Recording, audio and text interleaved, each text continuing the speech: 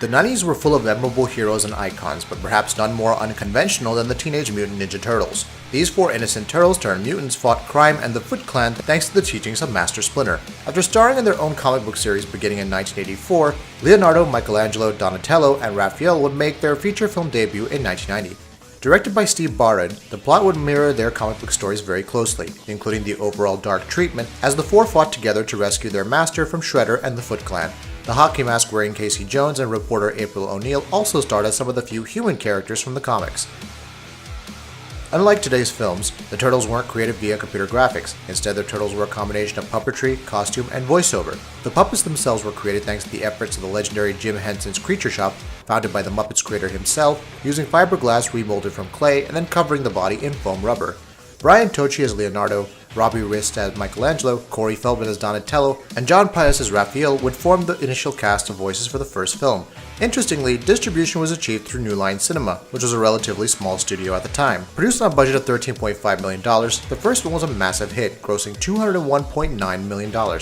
A sequel, Secret of the Ooze, would come along 1 year later, directed by Michael Pressman, and further explore the origin stories of the Turtles. The film would also see the debut of Rahzar and Tokka when Bebop and Rocksteady, the more iconic of the Turtles villains, were meant to debut. It also offered our first look at Super Shredder and the true terror he can inspire within the Turtles.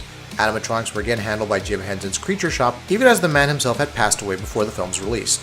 With a budget of $25 million, Teenage Mutant Ninja Turtles 2: Secret of the Ooze grossed $78.6 million in the United States. Despite its expansion of the universe, the film was notorious for a club scene featuring the Turtles dancing to Go Ninja, Go Ninja, Go, and featuring Vanilla Ice in his film debut.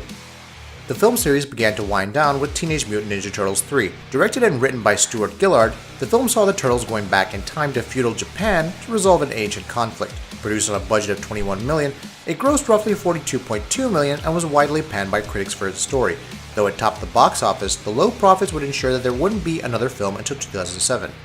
And 2007's TMNT wasn't a live-action venture. Instead, the 2007 venture, directed by Kevin Munro, used CG graphics and featured the voiceover talents of Chris Evans, Nolan North, Sarah Michelle Gellar, Zhang Ziyi, and even Patrick Stewart. The film itself featured an odd mix of classic monsters like Bigfoot and the Jersey Devil, with an Aztec warlord and the Foot Clan. Nonetheless, it saw the Turtles reunite one more time, and even if John Woo didn't ultimately direct the venture, TMNT managed to gross $95.6 million off of its $34 million budget.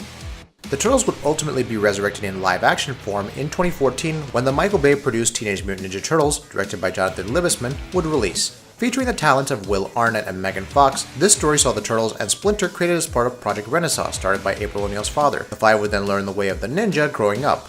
The film changed a number of aspects for the Turtles' origin story. It grossed $493.3 million worldwide off of a $125 million budget. A sequel, Teenage Mutant Ninja Turtles Out of the Shadows, is scheduled to release on June 3, 2016. With Dave Green as director, the film will finally see the debut of Rocksteady and Splinter and Dr. Baxter Stockman, along with Casey Jones, played by Arrow's Stephen Amell. The franchise has seen its ups and downs, but regardless of how you may feel about the change in story, there's no denying that the current films represent a high point in success for the Turtles' careers.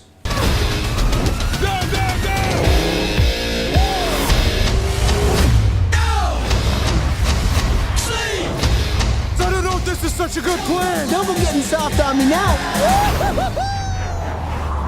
Oh, this is awesome! Yes! Is it coming in kind of fast?